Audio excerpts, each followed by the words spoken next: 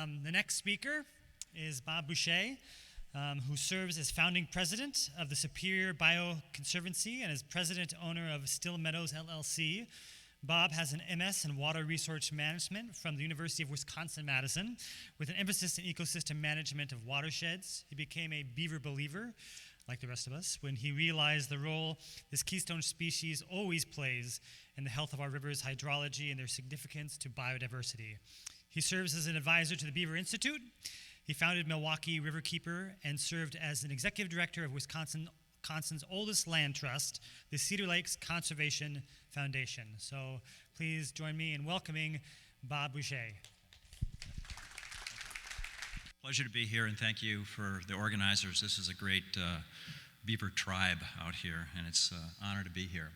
So I wanted to share with you, where's my clicker? Okay. We did a study across a watershed scale in Milwaukee to see how beavers would affect the watershed.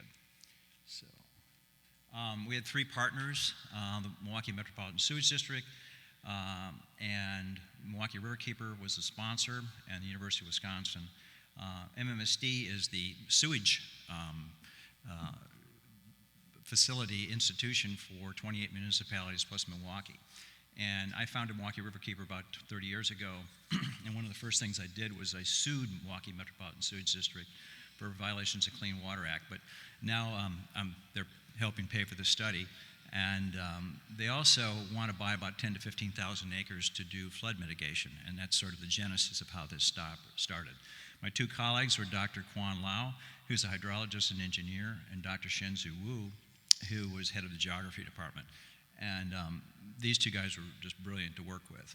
By the way, this is a full study. It's about 160 pages long, and if anyone would like this, we can send it to you as a PDF, or you can get, I think it's on the Beaver Institute's webpage. So where am I from? Milwaukee. So that's at the very end of the Great Lakes on the western edge. This is the basin. Most of what would be of this study is applicable to any of the watersheds of this system. And this is one of the most important freshwater resources on the planet, and it's certainly the most important one in this hemisphere. So we used this GIS data and ecological tools to look at restoration and how we could synthesize multiple components. We took Joe Wheaton's BRAT, his model for looking at beavers and how they affect things, and we subdivided that. We also had to reprogram it somewhat for a Midwestern stream, since we have very organic soils, low gradient streams, and we have 35 inches of rain on average versus maybe 13, 14 in Utah. So we also had to look, and we used a lot of aerial imagery. For a quick history lesson, the Great Lakes were really a water course in, so the fur trade punched in early into this part of the country. So this is a French map from 1775. But what we had when the Stone Age basically met steel and tools, it created a beaver holocaust. So we had this jump of technology from the Bronze Age and Iron Age, really 4,500 years of technology, knives and axes and hoes, edge tools, weapons, kettles, cooking, making fire, glass beads versus shells and quills, cloth, wool versus skins and fur. So that was the currency, and as such, it was just wiping these off across the map. So this is a French etching from 1648. So beavers were actually extinct, locally extinct in the Milwaukee River watershed by 1730. So what I've referred to this, and most of you are aware of this, so we have sort of an institutional and ecological amnesia of the memory of what our landscape was like in pre-settlement. And the hydrology of North America was quite different. So when Milwaukee was settled, starting around 1835, it had the largest freshwater estuary on Lake Michigan, and it had wild rice beds with a Potawatomi village on the base of it. So this is now pretty much all filled in, and that whole wild rice area is also filled in. So when these were removed from the landscape, what happened? Well, the streams that all the rivers and all the lakes had these systems of these stair steps of beaver ponds, and this is the Carp River, which happens to be up in northern Michigan, and this is a Henry Morgan map from his book from 1868. But so what's different is we have this stair steps, and Glennis Hood's study showed that you end up having about 8 times as much water when you have beavers on the landscape. So you get that flood resistance, which people have been talking about this morning. You get this groundwater infiltration, purification, upwelling seepage, and you're getting that complexity and the productivity of biodiversity. So this is the Carp River today, and see if I can get this to work.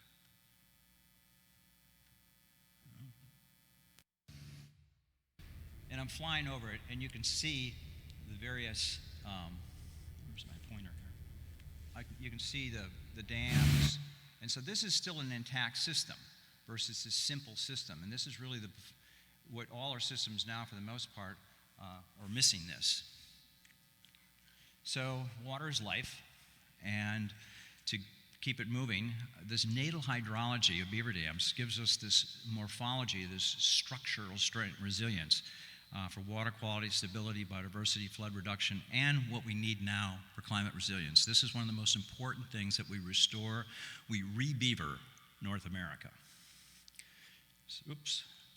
So with climate change, we have this instability of the systems. We're getting big storms. In the Midwest, we're getting rains with intensity. This is over 2 days in Richland Center, Wisconsin, flooded the Pine River.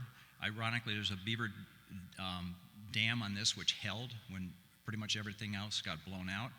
Out west, as Emily was showing us, California and the western states are burning. It's also extremely expensive. This cost to society because of these fires, as well as flooding, is something we have to address, and we need to change our institutions to adopt it. So this is a photograph of Joe Wheaton, similar to what Emily was showing you. But so what we're getting in the Midwest are these what we call a cell storm, which is heavy rain in a short period of time. A lot of this energy being released in a short time frame, and then it's overburdening the system. So you maybe get 10 inches in 10 hours, or pockets of that sort of thing. So you get localized flooding. So this is the Bad River in northern Wisconsin after an 8 to 10 inches rain. And so this is the normal stream volume on this is about 300 cubic feet per second, which is a moderate small stream. And then it went to 40,000. And this is a stream that was mostly de-beavered in the last 50 years by mismanagement by the Wisconsin Department of Natural Resources. You can see this is a federal highway, Highway 2, that goes across the country. So these are my two colleagues, Dr. Lau and Dr. Wu, and I'm very, and these guys knew nothing about beavers. They're both from China originally, and so there was complete objectivity in looking at the numbers of this. So the Milwaukee Riverkeepers, its mission is to improve water quality and riparian wildlife habitat and sound use and management in Milwaukee. So those are sub-basins over there. So we have various branches, and then there's the Milwaukee system, Menominee, and the Kinnickinnick, which all have their mouth in downtown Milwaukee. So what we did is we analyzed the entire watershed by dividing it up into pieces, and we used aerial photographs, and we mapped out. So the green areas in here, this shows where the wetlands are on the system. So this happens to be what's called Cedarburg bog, and this is what it would look like. And up in here, so we looked at every single wetland, and it's a 900 square mile watershed with 89,000 acres of wetlands. And we ended up finding 14 ideal sites for re-establishing. So there's no beavers in this system in the upper part. We have a small remnant population, maybe 40 or 50 on the bottom. And so we used a tool. We would go out to the site, and so we went out to 163 sites after we looked at the aerial photographs to determine what we thought might be potentially good sites. So we've looked at the forage, the diversity of forage, the lack of potential conflict, and also connectivity with water. And so from that, we came up with 83 sites which were good to excellent. So we had a scale from 1 to 5. And Max Rock, who was here in 20, he developed this app for us. So we could go to the site, use our phone, And we could take pictures, and then we could put data points in, and it would drop a pin. So we knew exactly where this was exactly. And then so we then subdivided the system across the watershed into various pieces. And so one of the important factors to think of is with your sub-basins, so here you have 9 different pieces, but we're looking at what's the acreage, a percentage of wetlands, so that's a percentage, and how many river miles. And based on the river miles, you can calculate what your potential beaver population is if you have this. So this is, all this wetlands is sort of dormant beaver relics. So as I said, we subdivided out into pieces, and then we ground truthed it by going out to each of those sites. And here's the north branch, was another piece, 7 segments. And one of the important things I'd mention is that if you're analyzing what your potential is, your wetland percentages give you a good indicator, along with your river miles, is what's intact. And the areas that we were looking for were pieces that you have these wetlands that didn't have any farming going on also, so there was going to be less potential conflict. So we ended up with 14 different sites that were ideal for bringing in a pair of beavers to restore it. And so one of the things that was interesting was the potential carrying capacity, where there basically were no beavers, is about 4,500, and with 840 colonies. And that's across that landscape. But it really breaks down to about 1 beaver colony for every 100 acres of wetlands, which would fit in with that system. And these are all, and so we're kind of looking at this dormant landscape. And so the types of beaver archaeology, similar to the soils that Scott was showing earlier. We tried to get the Department of Natural Resources involved, and they were resistant for their own institutional barriers, but we're still working on that, which may require some hard pushing. We used the BRAT tool, as I mentioned, and that's a data required, and we took that stuff and we modified it, or Dr. Lau modified it, to fit a Midwestern landscape, which would be similar to all of the East Coast for that matter. Where you have our vegetation is similar here, your rainfall is similar. And so they modeled, so from the basics, from what we looked at from habitat, at pinch points, they placed 52 beaver dams of various heights, so a half meter, a meter, and a meter and a half, and then they ran a computer model to use using known data sets to see how the hydrograph would be. So what are we going to get for flooding? So this is the complicated heavy lifting, but using this HMS files, they subdivided, as I mentioned, up to 213 sub-basins over 138 river reaches at these junction points, and then they placed those river reservoirs, beaver dams, at those. So they took into account soils data, infiltration rate, percolation rate, soil profile, the land surface, known hydrology based on stream gauge data. So if you can see those triangles in there, they're crossed on here. There's a lot of these points. Each of these was a data point.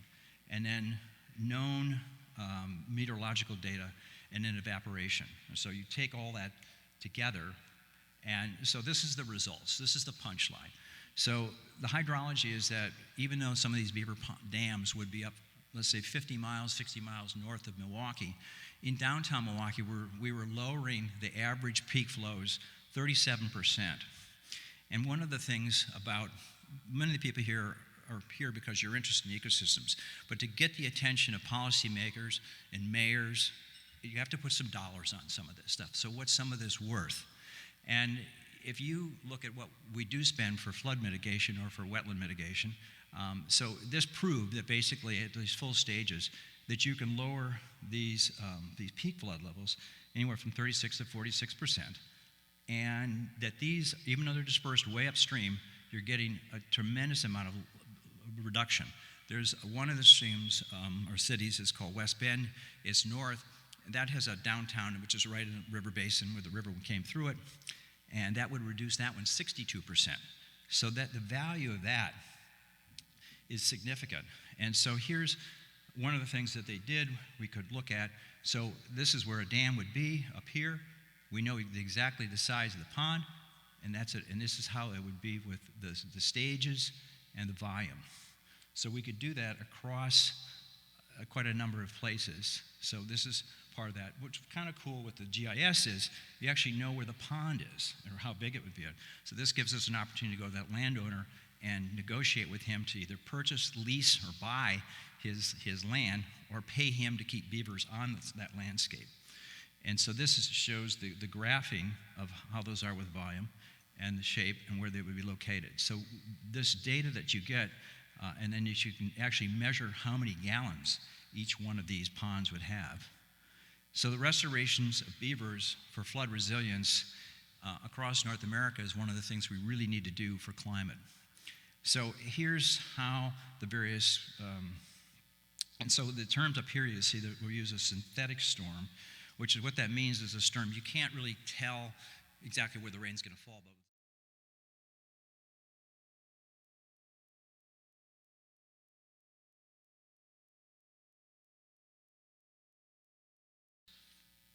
so here's those communities again at different stages.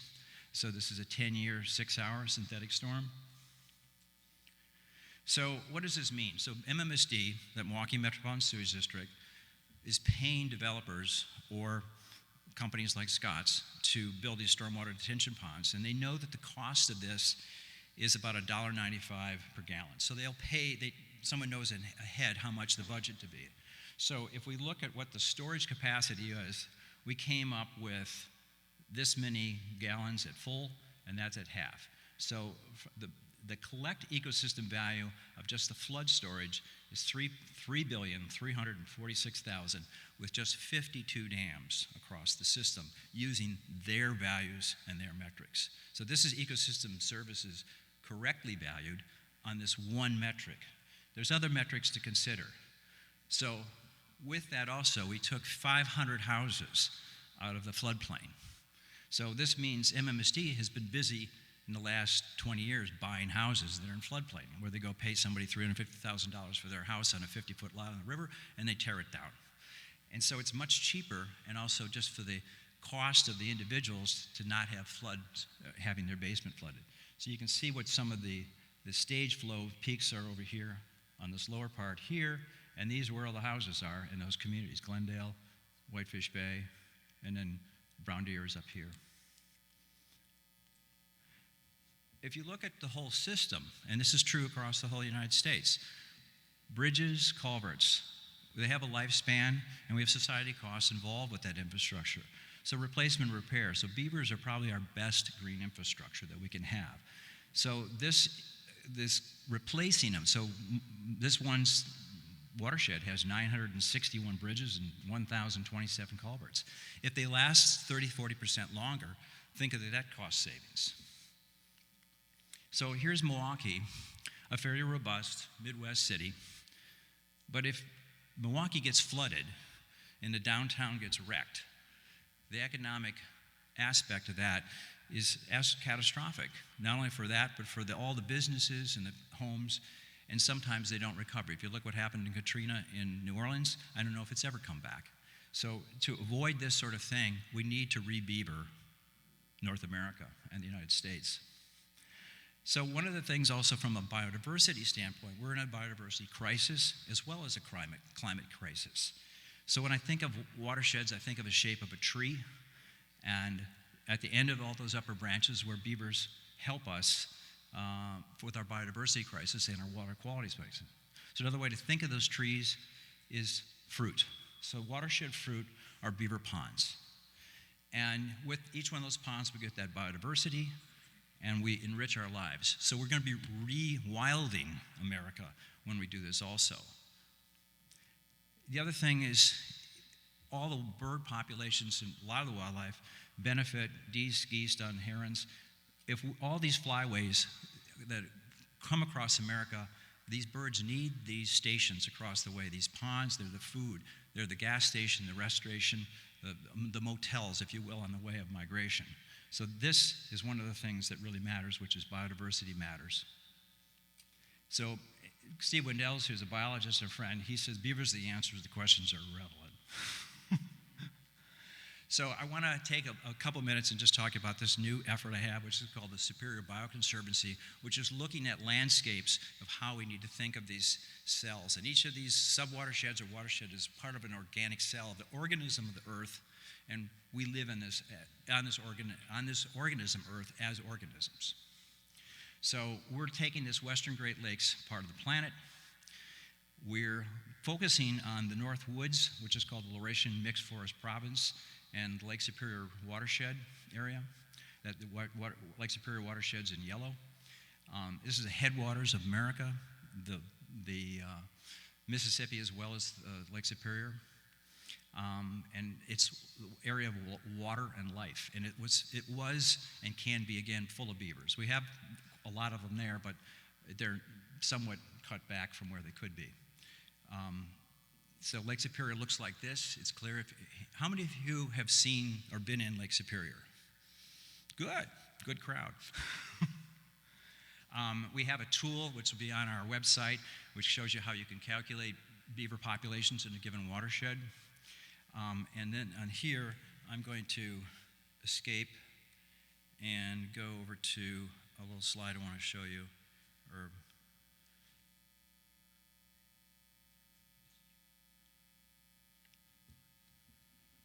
Turn the Bible.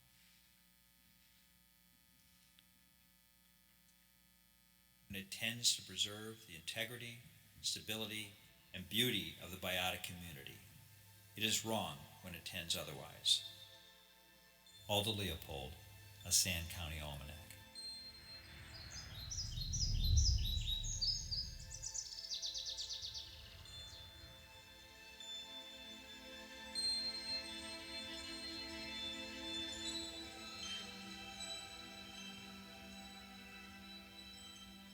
The Superior Bio Conservancy is an ambitious plan to protect and restore the biological integrity and hydrology of the Lake Superior watershed and the Laurentian Forest Province.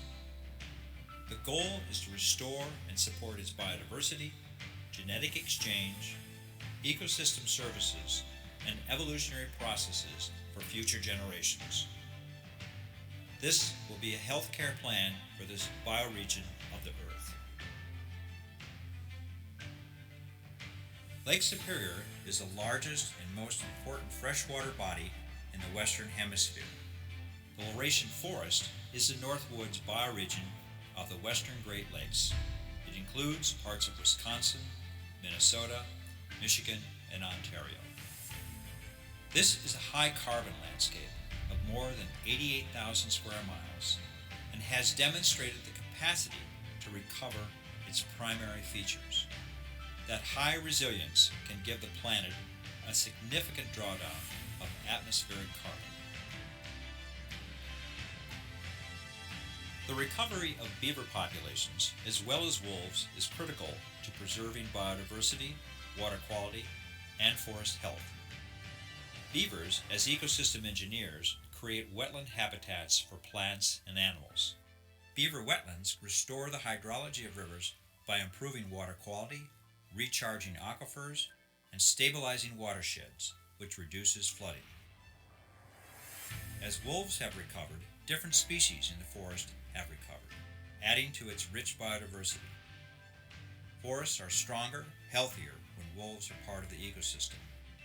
All the parts and pieces are needed to make the machinery of nature hum in tune. We will also effectively advocate for the creation of protected wildlife corridors to connect large tracts of public forest land to avoid fragmentation. This public land asset of federal, state, and county forest is over 33,000 square miles, an area 10 times larger than Yellowstone. This landscape also has a unique overlay of tribal usufructuary rights across the Ojibwe ceded territory. Those rights are sovereign and serve as a protective conservation easement for biodiversity on all public lands. Our collaborative conservation plan will utilize these covenants and aid in establishing a land ethic for the Superior Bio Conservancy.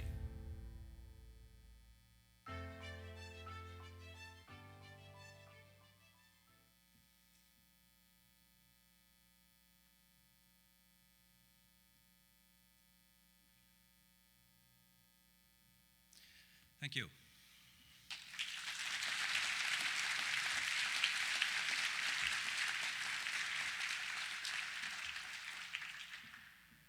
Questions? You got a minute? We have time for, I think, probably one question. So I see over there, Jacob. I'm going to volley over there.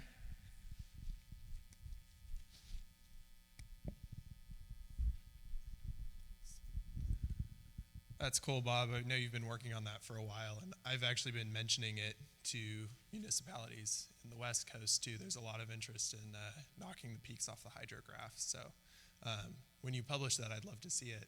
I have a nerdy question. I have a quote that I love referencing from David Thompson. It's late 1700s. And he walked through the area in much of North America, and he talks about two races of beings, man and beaver. And it's this really illustrative quote when you're trying to introduce the idea of a shifted baseline. The interesting thing about that quote is he specifically calls out the Great Lakes, and he says that there were no beaver in the Great Lakes. And his hypothesis was that the waves were too great to allow for bank denning on the sides of the Great Lakes. So as someone who's really rooted in that landscape, I'm kind of curious what your observations have been. You know, beaver usually like big bodies of water, except for reservoirs where the water level fluctuates. And I'm wondering, how do you see them interacting with the Great Lakes? Do you see bank dens, or was David Thompson's hypothesis in the 1700s maybe credible? I'm sure, Jacob, exactly the question is that they weren't beaver there? Is that what you're saying? You see beaver actually living in the lake. Beavers really don't live most of the lakes of Minnesota and Wisconsin have or had a beaver lodge on it, but they don't need a dam. They just work the shoreline, and they have a lodge. In some cases, they have a bank dodge. They will use the Great Lakes as an avenue, and sometimes go out of a river mouth, go along shore, especially if there's an aspen grove or something along the shore. But and a lot of the islands that are quite a ways offshore, like there's one called Beaver Island, which is 45 miles off of in Lake Superior, has a lot of beavers on it. So at some point they did make those journeys, but one of the points here is that to restore the structure and the loading into the rivers is what we really need from a water quality standpoint. But I'm not familiar with that quote, so I don't have any more light on that one. Thank you so much, Bob. Thank you. Thank you. And any more questions, of course, you can find Bob mingling about.